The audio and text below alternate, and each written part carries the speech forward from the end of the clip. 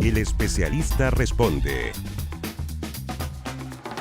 ¿Cómo están ustedes? Bienvenidos a nuestro programa dedicado a la salud. Desde ya los invitamos a comentar y a participar de nuestro programa con el hashtag El Especialista Responde. Diferentes factores como la predisposición genética y el consumo de alimentos procesados pueden tener un impacto en la enfermedad intestinal inflamatoria, en donde podemos distinguir la enfermedad de Crohn y la colitis ulcerosa. Conversaremos de este tema junto a la doctora Paulina Núñez. Ella es presidente de ACTECU, de la Sociedad Chilena de Gastroenterología. ¿Cómo está, doctora? Hola, Pascal, ¿cómo estás? Muy bien, gracias. Primero que todo, que nos diga la sigla ACTECU. ¿A qué se refiere? Bueno, la Asociación Chilena de Trabajo de Enfermedad de Crohn y Colitis Ulcerosa. Perfecto. Todas estas dos enfermedades, se podría decir, están dentro de este marco, ¿no?, de la enfermedad inflamatoria intestinal. Exactamente. ¿Le parece que partamos con la enfermedad de Crohn? Tenemos una gráfica preparada, de hecho, con los síntomas de la enfermedad de Crohn y así vamos avanzando en desentrañar cómo funcionan estas enfermedades. Bueno, primero que todo, aquí tenemos un esquema, ¿no? ¿Cuáles son las zonas más afectadas en el caso de la enfermedad de Crohn? Bueno, una de las cosas importantes a conocer es que la enfermedad de Crohn se extiende, puede ir desde la boca hasta el recto, hasta el ano. Claro, ¿ya? O sea, acá todo el intestino. Todo el aparato digestivo. Sí, efectivamente todo el tracto intestinal, que puede ser el tracto digestivo alto, que está el intestino delgado y el colon. Si nosotros hablamos de frecuencia, el compromiso ileal, que es la última parte del intestino delgado, y también el compromiso colónico son los más frecuentes, pero hay que entender que en poblaciones especiales como los menores de edad, puede estar involucrado en mayor compromiso digestivo alto y es por eso que es importante siempre pensar y buscarlo dirigidamente. Buscar entonces estos síntomas que vamos a ir revisando también, qué tan cardinales son uno sobre otro, dentro de los que se encuentra la diarrea, la fiebre, la fatiga, dolor y calambres abdominales. Hay una segunda lámina, pero de estos que ya estamos viendo, ¿hay alguno que sea especialmente cardinal o más común que los otros? Sí, yo diría que en la enfermedad de Crohn lo que se repite siempre es el dolor abdominal. La diarrea puede estar cuando hay un compromiso más de colon, pero sin embargo no es un síntoma totalmente que uno deba descartar cuando se presenta un cuadro clínico. Sí, el dolor abdominal, esto que habla de un cuadro de urgencia de ir al baño, de manifestaciones como fatiga también asociada, que es una fatiga, es como la falta de energía, como que se me acaban las pilas, que es lo que dicen los pacientes. O sea, lo habitual que ellos realizan, no pueden hacer las cosas en forma normal. Claro, como que sienten un cansancio asociado. Exactamente. Revisemos la otra lámina sobre los síntomas de la enfermedad de Crohn, entre las que está la sangre en las heces, llagas en la boca, disminución del apetito y pérdida de peso, y dolor o supuración cerca o alrededor del ano debido a la inflamación de un conducto que se produce en la piel llamado fístula. Este tipo de síntomas aparecen en enfermedad de Crohn más avanzada. No, habitualmente podemos decir que cuando hay una enfermedad perianal, que significa absceso, fístula, en la región perianal, o sea, relacionado al recto, eso está alrededor de un 20% de los pacientes con enfermedad de Crohn. ¿Ya? Estos son un síntoma distinto, que hay mucho pujo, una sensación de tener que ir al baño, puede haber un escurrimiento, es decir, que sale secreción a nivel de la región anal, o incluso puede haber una sensación de peso, como algo que está generando problemas. Claro. Y eso muchas veces lo ve el coloproctólogo. Hay veces que se piensa que es solamente un absceso perianal, pero yo creo que hay que muchas veces investigar más allá. ¿Hay un dolor abdominal? ¿Hay algún otro síntoma que podamos pensar que pueda ser una enfermedad de Crohn? Porque además esto le da gravedad. Esto significa, si hay una enfermedad de Crohn con compromiso perianal, nosotros deberíamos partir rápidamente terapia avanzada, terapia biológica. Claro. Así como lo vamos hablando, doctora, justamente son cosas que habitualmente, probablemente a los pacientes les cuesta expresar, contar y afecta mucho su calidad de vida también. ¿Cómo lo ve con los pacientes cuando van llegando a la consulta? ¿Cómo van enfrentando esta enfermedad? Yo creo, Pascal, ahí tomaste un punto muy importante. Muchas veces a la gente le da vergüenza. Claro, por eso lo estamos hablando aquí. Sí, exactamente, les da vergüenza reconocer que no pudieron llegar al baño. Claro. que han tenido que usar pañales para llegar a su lugar de trabajo. Yo creo que eso es sumamente fundamental, decir, esta es una enfermedad que es muy compleja, que puedes ir muchas veces al baño, pero la urgencia no te alcanza a determinar si alcanzas a llegar o no. Claro. Muchas veces se suspenden los viajes por vacaciones, por ejemplo, porque el estrés de lograr encontrar ese baño y no alcanzar a llegar y generar esa sensación de incomodidad no es menor. Entonces, yo creo que ahí hay que... Incomodidad y además afectar la calidad de vida, ¿no? Todos estos dolores también pueden estar asociados, por ejemplo, a mal dormir.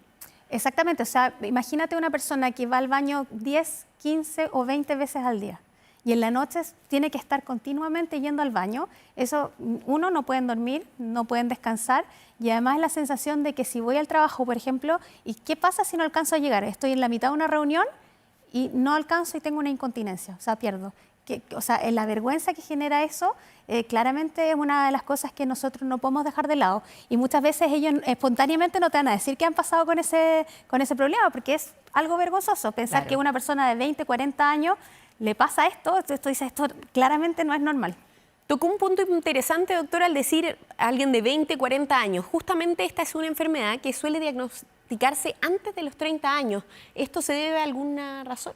Mira, en el último tiempo hemos visto que esta enfermedad ha avanzado en todo rango etario. ¿Ya? Tenemos pacientes de 2 años hasta 91 años en nuestro registro chileno de enfermedad inflamatoria. Sin embargo, el grupo más importante donde se está diagnosticando la enfermedad es en esta época que tú refieres, o sea, menos de 30 años, entre 20 y 40 años, pero cada vez estamos viendo casos nuevos en distintas edades. Y además ha ido en aumento, o ustedes se han dado cuenta como especialistas de que se está diagnosticando más esta enfermedad. Sí, claramente se está diagnosticando más y es una de las cosas que no tiene que preocupar, porque en definitiva siempre se hablaba que esta enfermedad es más de Europa del norte, pero en el último tiempo se han diagnosticado más casos. No tenemos datos como locales de decir, esta es la incidencia que tenemos actualmente, pero como grupo de trabajo, como se dice en nuestro ACTECU, se ha dedicado a trabajar en esto, en ponernos en el lugar de saber cuántos pacientes efectivamente hay en Chile y ver la relación que hay entre colitis ulcerosa y enfermedad de Crohn. Porque se habla cuando hay una fase acelerada, como la parte epidemiológica, generalmente lo que más comanda es la colitis ulcerosa, que es una relación 3:1. Y eso es lo que estamos viendo actualmente acá en nuestro país. Sin embargo, después empieza a haber una incidencia mayor y empiezan a aparecer más casos de enfermedad de Crohn. Y eso es lo que estamos viendo en nuestra consulta diaria, que cada vez estamos diagnosticando más pacientes con enfermedad de Crohn. Y eso es una conducta habitual que pasa en los países que ya están en vías de desarrollo o están alcanzando el desarrollo. Para poder explicar y diferenciar bien, ¿qué relación tienen estas dos enfermedades inflamatorias intestinales? ¿Una tiene que ver con la otra o son enfermedades distintas? ¿Cuál es la principal diferencia entre la enfermedad de Crohn y la colitis ulcerosa? Vamos a partir al revés, Partamos al revés. Exactamente, porque ambas son enfermedades inflamatorias intestinales. Eso significa... Con lo que tienen en común. Exactamente, en común, y esto se produce un daño inmunológico, es decir, nuestro sistema de defensa empieza a atacar el intestino. ¿Dónde lo ataca? Es donde podemos diagnosticar un colitis ulcerosa que ataca al colon nomás, y una enfermedad de Crohn que puede ir desde la boca hasta el recto o el ano. O sea, la distribución que tiene puede ser de mayor variabilidad. Más amplia. Y muchas veces cuando piensan en la enfermedad de Crohn, cuando uno diagnostica una enfermedad de Crohn y tiene que decírselo al paciente, muchas veces queda con esa sensación, esta es peor enfermedad que la colitis ulcerosa. Nosotros decimos que esto es una variante, esto puede ser que debute con una colitis ulcerosa, pero en el tiempo se exprese la enfermedad y que tenga compromiso a nivel de intestino delgado. O sea, puede partir como una colitis ulcerosa y luego se diagnostica la enfermedad de Crohn. Exactamente, pero lo importante, y que es importante que conozca la gente que nos está viendo en estos momentos, es saber que si uno parte un tratamiento en forma adecuada, puede volver a la normalidad, es decir, poder hacer una vida normal sin tener los síntomas que están asociados, y muchas veces eso es lo que tenemos que tratar de proyectar, o sea que con un tratamiento adecuado podemos llegar a tener una vida normal. Claro, aquí de hecho nos desplegaron un esquema que nos facilita también para poder explicar, probablemente lo vamos a tener también a pantalla completa. Doctora, tal como usted planteaba, ¿no? La colitis ulcerosa es en el colon que afecta, y la enfermedad de Crohn puede ser en distintas partes del intestino, del aparato digestivo. Exactamente. Doctora, y ya que entremos de lleno al tema de las terapias y cómo se pueden aliviar estos síntomas. Ambas son enfermedades que no tienen cura, pero sí se pueden aliviar en los síntomas. Sí, o sea, a nosotros nos encantaría decir que se va a encontrar la cura.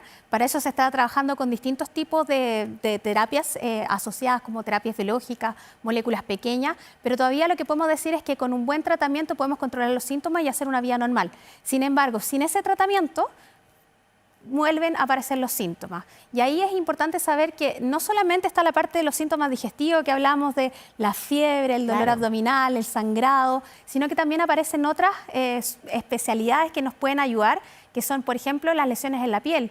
Puede haber una actividad de la enfermedad menor a nivel intestinal, pero pueden aparecer lesiones en la piel como un pioderma gangrenoso, puede aparecer un eritema nodoso, que son lesiones que pican, son violáceas, que muestran actividad que se refleja en la piel, pero por dentro puede estar indicando también que a pesar de que los síntomas sean menores, el compromiso que hay en el intestino sea mayor. Y es por eso que se habla que esto es una enfermedad multidisciplinaria. O sea, nosotros contamos con reumatólogos que ven las articulaciones porque también se pueden afectar, el dermatólogo, el oftalmólogo. O sea, hay un grupo bastante más amplio de los que nos dedicamos a enfermedad inflamatoria. Perfecto. Doctora, ¿y qué relación tienen los alimentos o nuestros patrones nutricionales en el desarrollo o ya durante la terapia de una enfermedad inflamatoria intestinal?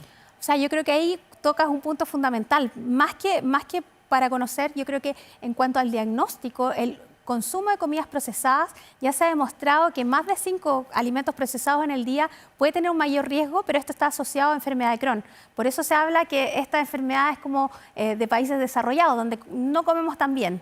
Claro, donde se ha reemplazado la fruta, la verdura muchas veces por estos ultraprocesados. Exactamente, y que es mucho más fácil de poder llevarlos, de poder tenerlos, pero siempre digo con los pacientes que, bueno, en el momento de la crisis, cuando están con diarrea, obviamente fibras y frutas y verduras no vamos a poder comer, pero en el día a día es muy importante una dieta mediterránea, porque eso previene crisis, mejora la microbiota y eso estabiliza un poco también en lo que llamamos a la enfermedad. Claro. Pero yo creo que cuando hablamos de incidencia, o sea, número de casos nuevos en Chile, yo creo que tiene mucho que ver con lo que estamos comiendo. ¿Y el tratamiento en qué consiste, doctora?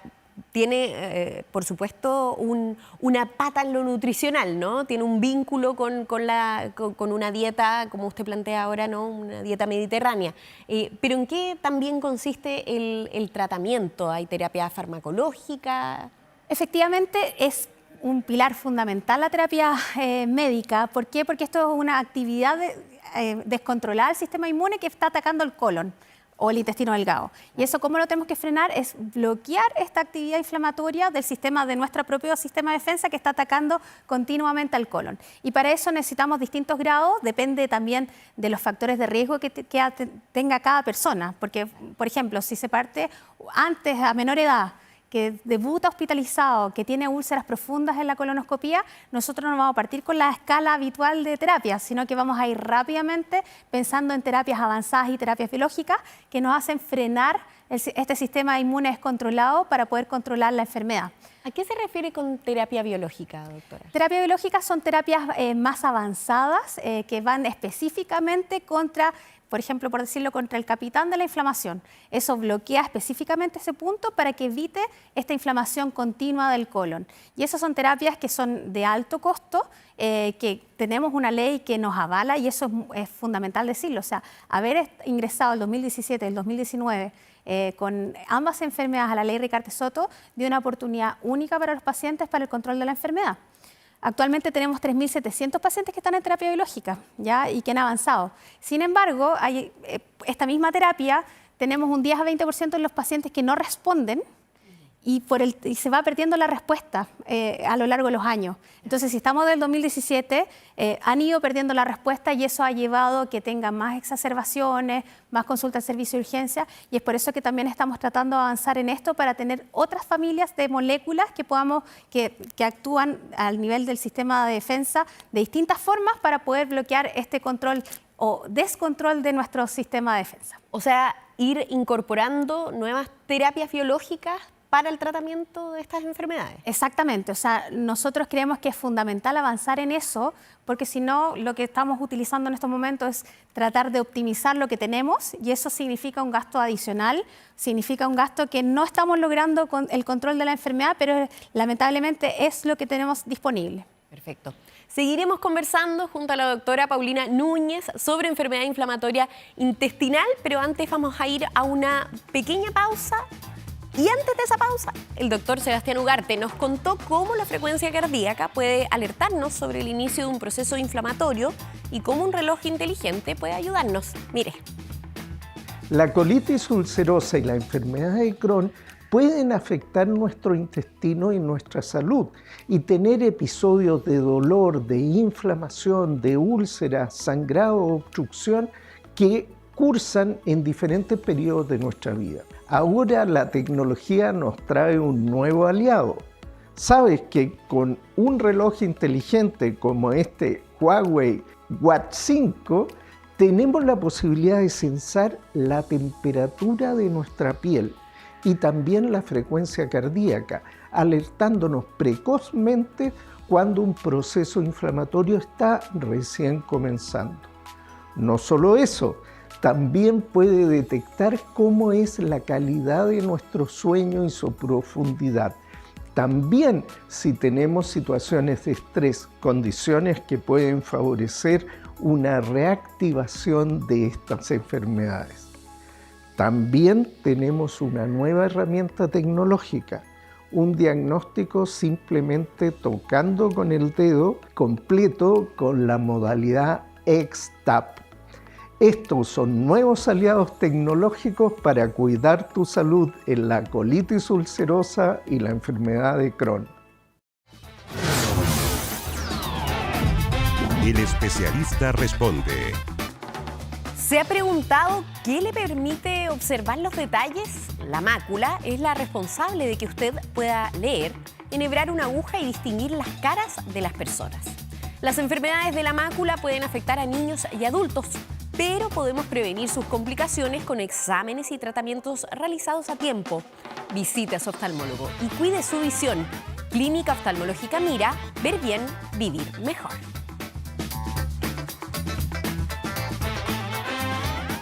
Y continuamos conversando sobre enfermedad inflamatoria intestinal.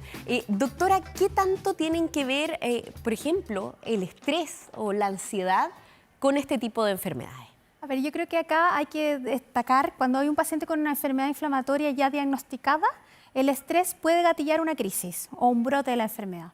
Es decir, que puede generar que nuevamente partamos con dolor, con diarrea o con más sintomatología.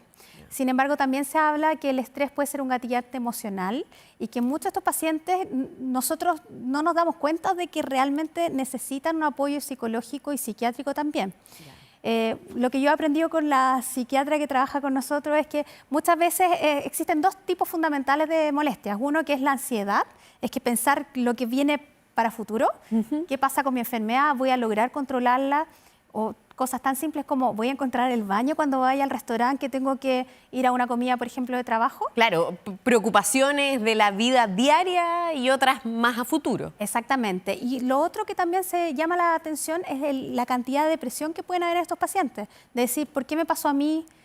¿Por qué si yo tenía una vida normal me generó y ahora estoy con un cuadro que es crónico y que lo voy a tener por toda la vida? Que muchas veces, lo que hablamos antes, el gasto que conllevan los fármacos también es muy importante. O sea, no es una enfermedad que sea fácil de sobrellevar.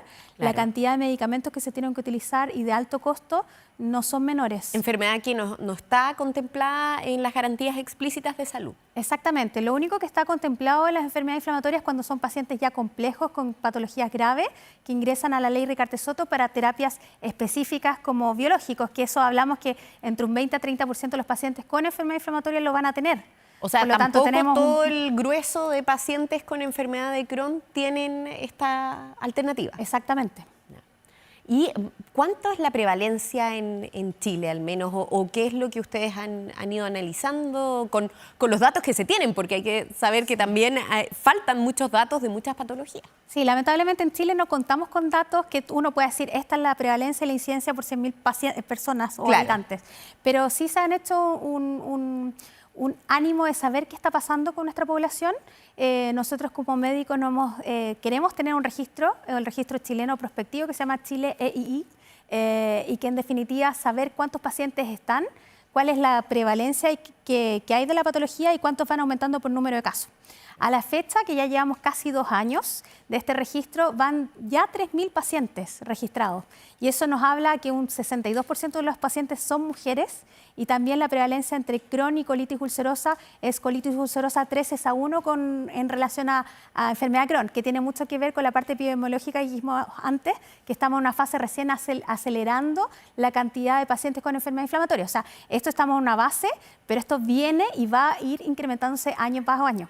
Perfecto. Y esa es la importancia de las políticas en salud, o sea, ponernos antes de que que tengamos mayor número de pacientes, sino que saber antes cómo podemos frenarlo. Claro, claro, es una inversión finalmente también respecto a todos estos pacientes que están sufriendo este tipo de enfermedades. Doctora, ¿le parece que revisemos algunas de las preguntas que nos han hecho llegar a través de nuestras redes sociales con el hashtag El Especialista Responde? Débora Ñáñez nos pregunta, ¿existen estudios que relacionan la salud mental con la enfermedad inflamatoria intestinal? Mi hija tiene colitis ulcerosa y cuando está con cuadros de estrés tiende a activarse. ¿Podría ser un posible tratamiento?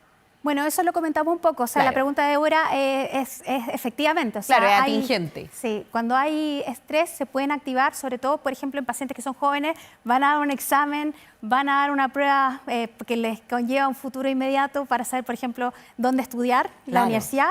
Eso genera y gatilla muchas veces la crisis PAES mayores. Debe ser un gatillante en muchos pacientes. Exactamente, sobre todo ya cuando tenemos el diagnóstico. Muchas veces cuando no hay el diagnóstico, estos muy pocos casos se pueden activar. No es que tengamos el estrés de que sea para todos los pacientes que van a dar una prueba que se puedan activar. Sin embargo, está relacionado, sabemos que, y contamos con algunos medicamentos para controlarla. Sin embargo, no podemos decir que tratando este estrés no vamos a tener enfermedad o algún brote. Podemos tener brotes por distintas otras cosas. Por ejemplo, puede ser que haya una infección aguda, una diarrea aguda, van a comer afuera, usan un tipo de antibiótico que pueda gatillar una crisis también. Claro, no necesariamente es determinante para gatillar una crisis. Exactamente. Perfecto.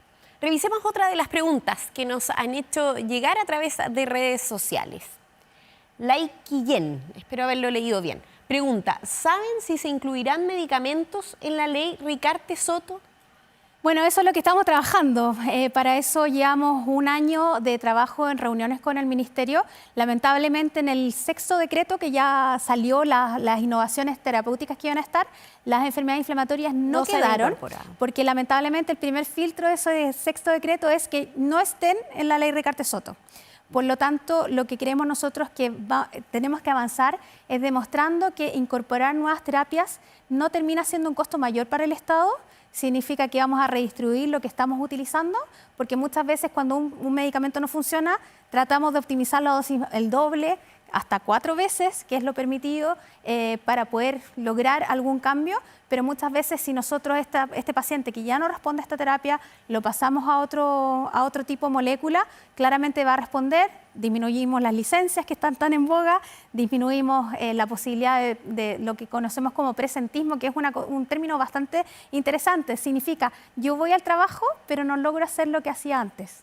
¿Ya? Claro. Entonces eso porque claramente con lo que usted ha relatado del sentir de los pacientes no se puede llevar a cabo si es que no están tratándose una calidad de vida normal. Exactamente, y una de las cosas que también pasan, que yo trabajo también en el sistema público y dice, bueno, si no hay terapia, la cirugía también es una posibilidad.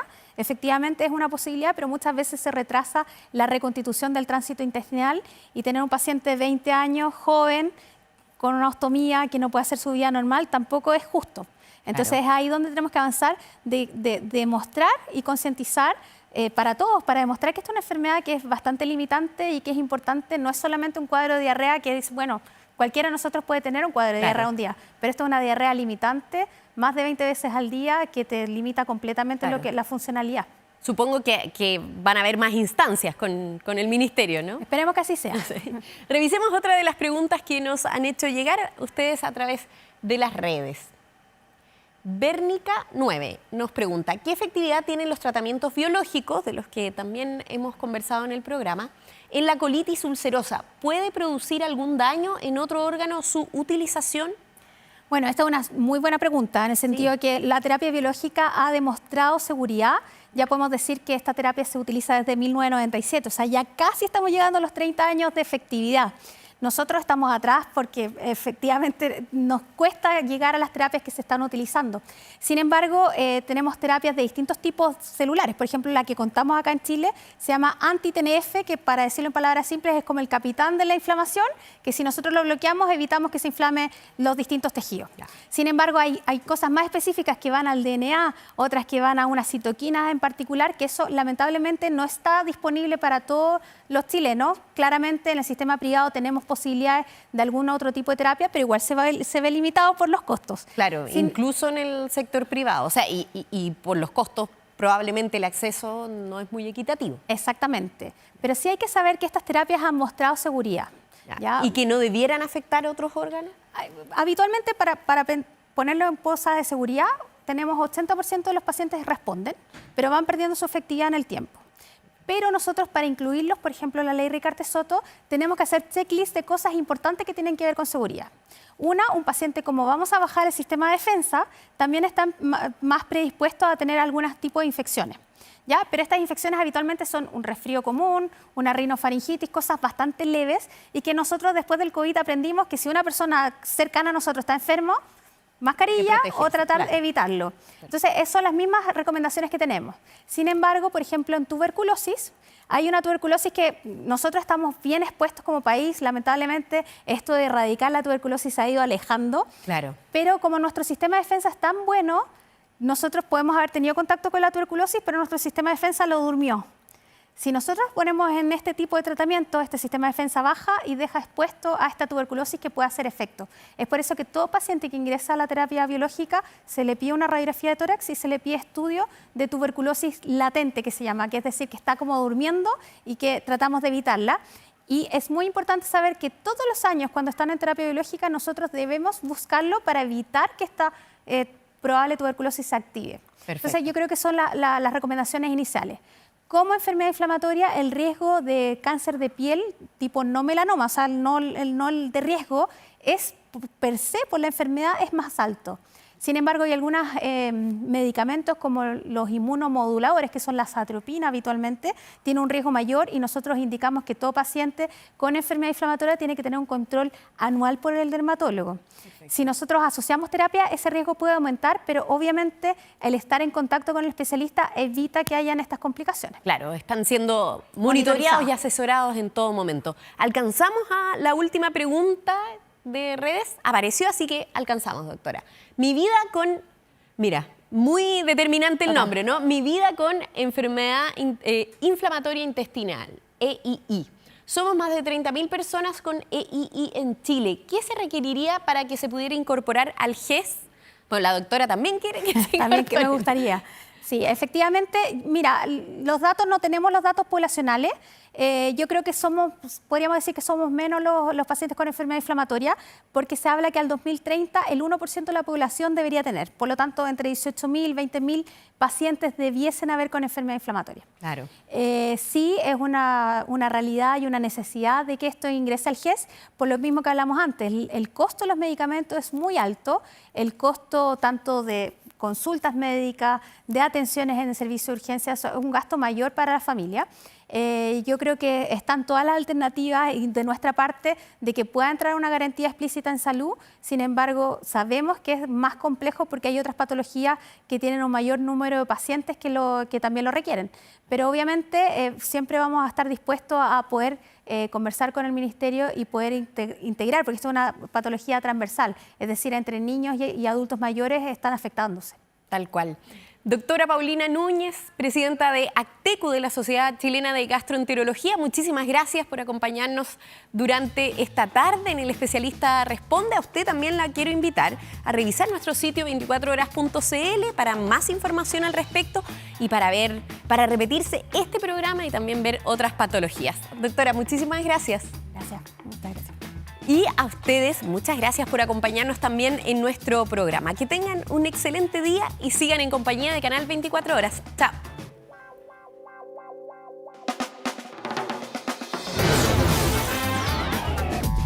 El Especialista Responde.